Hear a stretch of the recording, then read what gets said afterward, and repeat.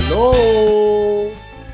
Pasalamatan natin si DOTC Secretary June Abaya. Kasi may malasakit daw po siya sa lahat ng motorista, ang sabi niya. Naningil ang LTO ng additional karagdagan pong 450 pesos sa mga nagparehistro mula May 2014 last year.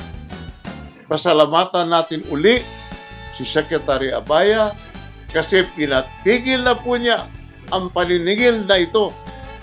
Nabuko kasi ng POA. Na-racket din ito. As in, racket talaga.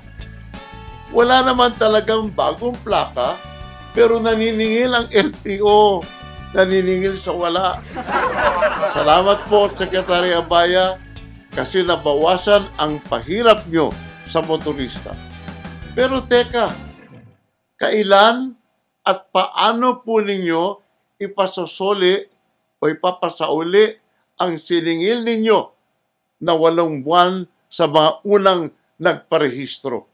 Yan po ba ay kalimutan na lang at inyo na lang po yung perang yan? Sige, habang nag-iisip ka pa, sisigilin na muna kita ng 5 batok, Secretary Abaya.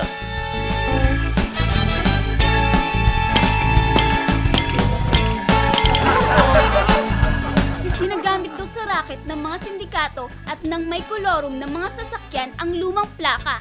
Ang solusyon kuno ng LTFRB, ang Plate Standardization Program whatever equals additional 450 pesos.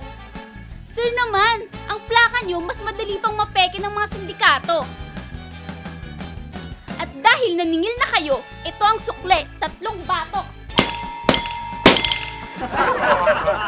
As if naman kasi mangyayari ang pamimeke ng carnapper sa plaka kung walang kasabwat sa loob ng LTO. As if naman kasi mangyayari ang laganap na kolorum kung walang kasabwat sa LTO.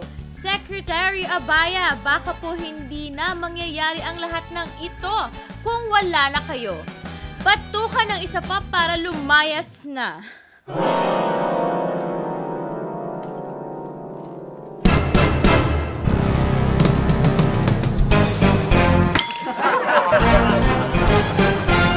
Makibaka! Huwag makibaboy! Kadiri!